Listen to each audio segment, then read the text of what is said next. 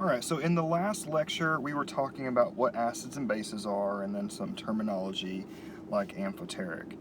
And we described what was going on in terms of acids in terms of the hydronium ion concentration, and then we talked about bases with regards to the amount of hydroxide.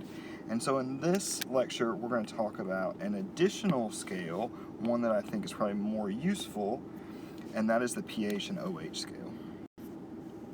So if anyone has ever worked in a lab and tried to decide whether something was going to burn their face off, they probably didn't ask you what the H3O plus concentration was in the solution that you were working with. It takes quite a while to ask somebody what an H3O concentration is, and then if they report it as 5.67 times 10 to the minus 12, what does that actually mean for what's going to happen to your face? So there's a much more useful way for us to talk about the acidity or alkalinity of a solution, and that's with the pH scale. And we can very quickly determine whether something is going to hurt us on the pH scale by saying how close is it to 1 or how close is it to 14. And you are probably already familiar with that scale.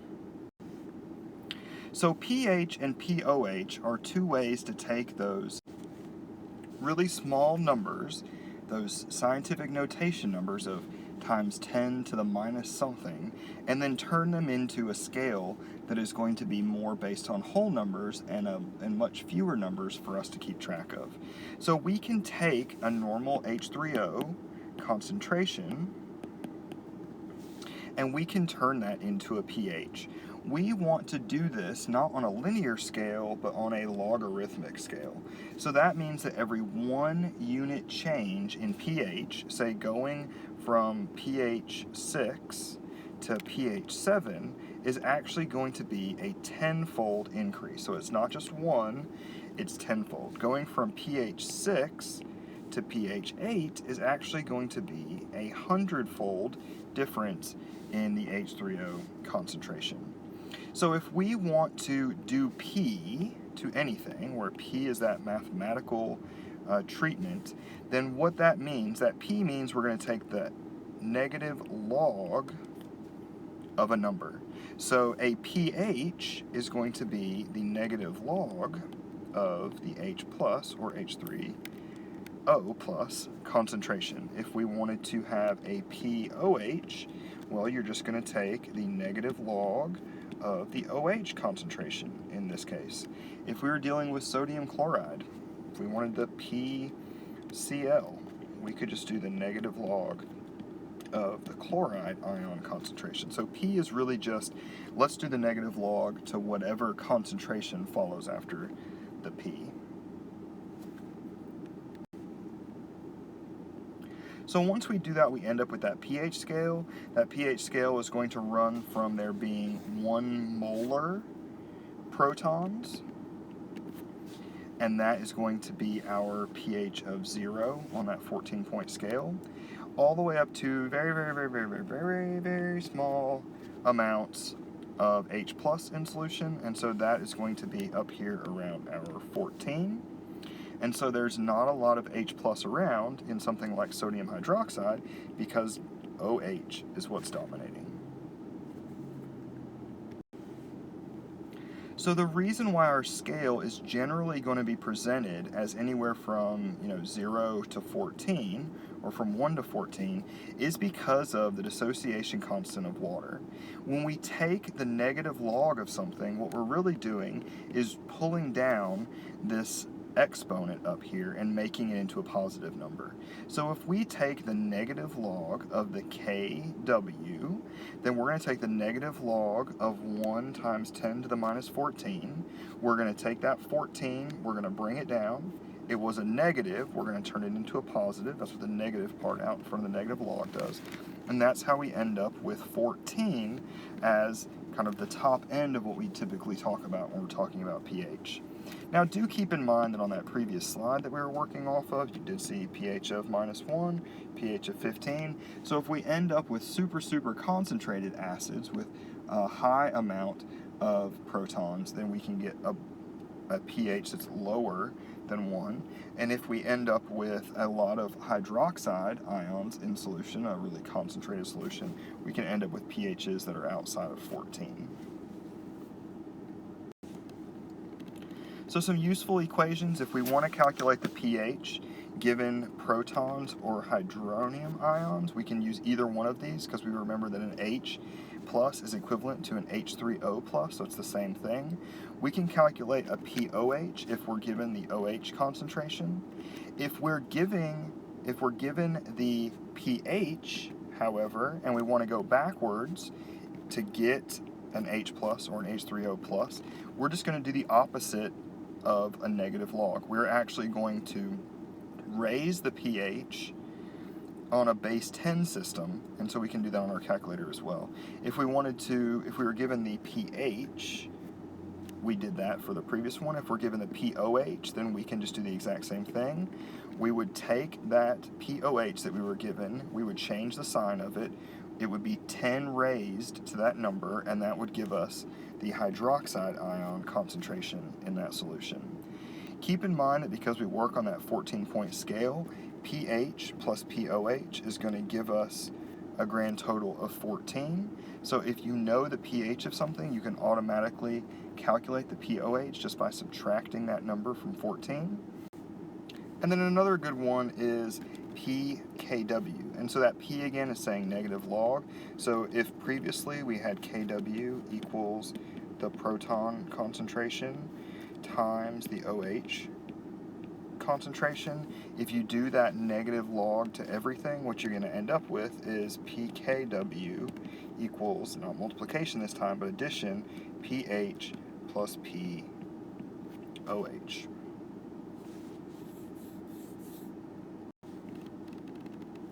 Great, so now we can go ahead and we can use some of the information that we calculated in one of our previous lectures and apply that to try to think about what the pH would be given those hydronium ion concentrations that we had already calculated. And so we've gone ahead and reproduced those numbers for you so you don't have to go back and look at your previous slides. When we were dealing with water at 25 degrees Celsius, we said there was going to be some dissociation occurring in that water. We did an ice table to figure out that the H3O plus concentration was going to be 1.00 times 10 to the minus 7. So let's go ahead and use that in order to figure out what the pH is. We said that pH has a general equation where the pH equals the negative log of the hydronium ion concentration. In this case for us, it's going to be the negative log of 1.00 times 10 to the minus 7. So let's do that in our calculators and see what our calculators say. So our calculator is going to return a negative 7 if you hit the log key, and then we're going to change the sign on that because it's the negative log, so minus 7 becomes plus 7, and our calculator is not keeping track of sig figs for us. We had 3 sig figs there. Let's go back to having 3 sig figs here, and so that is going to be a pH of 7.00. So let's write that in over here. 7.00 is the pH. And so now let's look at our other example. We can go ahead and say, again, pH equals negative log of the hydronium ion concentration. And so in our second example, that means that pH equals the negative log of 4.90 times 10 to the minus 7. So if you type in 4.9, use the scientific notation key to get that negative 7. You take the log of that, it'll give you a negative number, and then we'll turn that into a positive number because we're taking the negative log. So your calculator will originally return this as a negative 6.3098 with a lot more numbers. Remember, this is going to be a positive number because we're taking the negative log, and this isn't keeping track of sig figs for us. We had 3 sig figs. Let's go back to having 3 sig figs. That 9 is telling us to round up. This is going to be a pH equal to 6.31, and so now they want us to predict the pH of water at 100 degrees. So at 25 degrees we were going to have a pH of 7, and then at 80 degrees we had a pH that was decreasing, so 6.31. And so now if you go to 100 degrees Celsius, we're anticipating that we're going to continue to decrease either along this line. It's hard to tell with just 2 points whether we're dealing with some type of linear or exponential relationship, but we can go ahead and say at 100 degrees it's going to be less. So predict the pH of water at 100 degrees Celsius. Let's go ahead and say that it is going to be less than 6.31. And so this is just that work for you, and so we're just making sure that you have access to a nice typed out version. They ask us why this solution is neutral since the pH is less than 7. So when we talk about a neutral pH being 7, that's at 25 degrees Celsius. So you just have always probably heard pH 7 is neutral, but that's very temperature sensitive. And so a neutral solution just means that we have the same number of hydroxide ions as hydronium ions, right? They have to be balanced to cancel each other out. And so long as we're just dealing with water, with nothing else going on in it, then what we're talking about is that neutral solution, even if the pH changes because of the temperature. It's all based on, do we have enough negatives and positives to cancel each other out? And so if you wanted to do that, you could go ahead and look at the pH and the pOH. We could take the hydroxide ion concentration and get a pOH. We could get the pH based on the hydronium ion concentration.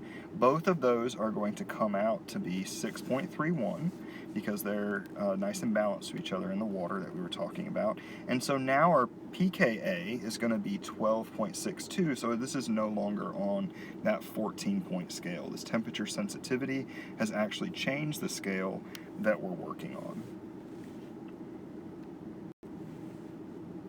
So we can calculate the pH and pOH of each of the following solutions at 25 degrees Celsius, considering that these are going to ionize completely, right? So we must have picked a strong acid, strong base, strong acid, strong base, in order for us to do these, because we're talking about ionizing completely, and that's going to be the definition of our strong acids and our strong bases. So let's work through these since we're given their concentrations.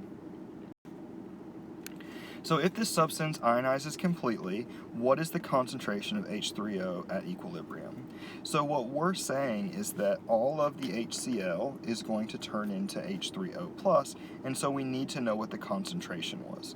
So that meant that if we started out with 0.200 molar HCl, then we were going to recognize that that means 0.200 moles per liter, right? So if we start off with 0.200 moles of HCl, then that means that we're going to make 0.200 moles per liter of H3O+. So again, that's going to stay at 0.200 molar. So we know what the concentration is going to be at equilibrium, and so now we need to take that concentration and we need to turn it into a pH. So we need to do pH equals the negative log of the hydronium ion concentration, 0.200, and when we put that into our calculator, we get 0.69897. And so I've already went ahead and turned this into a positive number. And so when I look at this, I don't have the correct number of sig figs. I need to have 3 sig figs. 9's telling me to round up, so this is going to equal a pH of 0.699. And so that means that this is going to be very acidic. And we would expect that for our strong acid, HCl. This is a concentrated solution of HCl, and so now we've got something that's going to be down below a pH of 1. The second part of the problem asks us about the pOH. We can actually do 14.00 minus 0.699 is going to give us the pOH, because we remember that a pH and a pOH equal 14, and so that means that our pOH is going to be equal to 13.301. With addition and subtraction, we go with the least number of decimal places, which is 10th hundreds, and so our final answer needs to be that, so we're going to call that 13.30 as our POH. And we have that worked out for you in a typed out form if that's easier to read than my handwriting.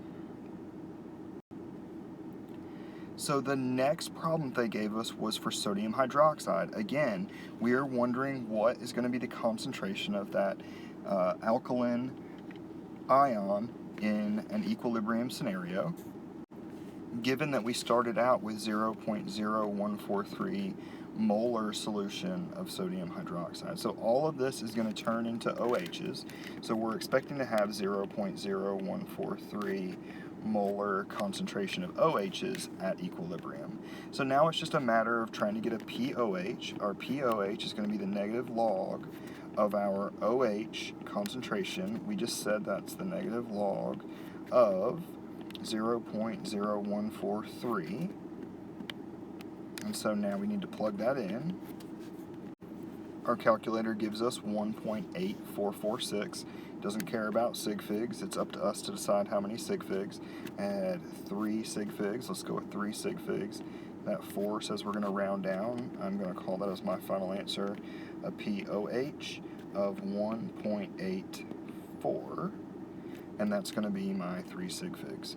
So the thing to remember here is that this is very basic, this is very alkaline, because I have a P that is close to 1, right? A very strong acid had a pH close to 1. A very strong base is going to have a POH that's very close to 1. The second part of the problem is trying to figure out what the pH would be here, and so our pH is going to be equal to 14.00 minus the POH, 1.84. When we do that in our calculators, we're going to get 12.16, and so that's going to be my pH. Keeping in mind, again, that a pH plus a POH should put these things into a grand total of 14. And then when we think about our pH scale that we're probably most familiar with, this definitely shows that the solution is going to be basic or alkaline because we have a very high number on the pH scale.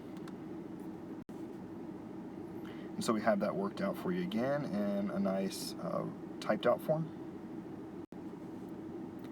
They also asked us about another strong acid. The strong acid was nitric acid. We're anticipating that all of that nitric acid is going to become H3O+. So if we start off with a very concentrated solution of 3.0 molar, we're expecting to end up with 3.0 molar H3O+ in the end. So we can go ahead and do a pH equals negative log of 3.0. That is going to give us on our calculator minus 0.47712. This isn't paying attention to sig figs. We'll want to correct this to be a pH of 0.47 minus. And so this is going to be a very concentrated acidic solution. It is actually going to have a pH which goes below 1, which goes below 0, to say that there are a tremendous number of hydrogen ions in solution, and so a pH of minus 0.47 is completely appropriate here. So in order to get our pH, we're going to do 14.00 minus 0.47. Minus is plus plus. That's going to equal our POH. Our POH then is going to be 14.47. So again, if we ended up with a pH that was outside of our normal range, now we end up with a POH, which is also above 14. And looking at my numbers, just want to make sure I'm being as accurate as possible. I had 2 sig figs. I needed to round this to 2 sig figs. That should have actually been a minus 0.48, and so when we do the calculation now with plus 0.48, this should have also been 14.48.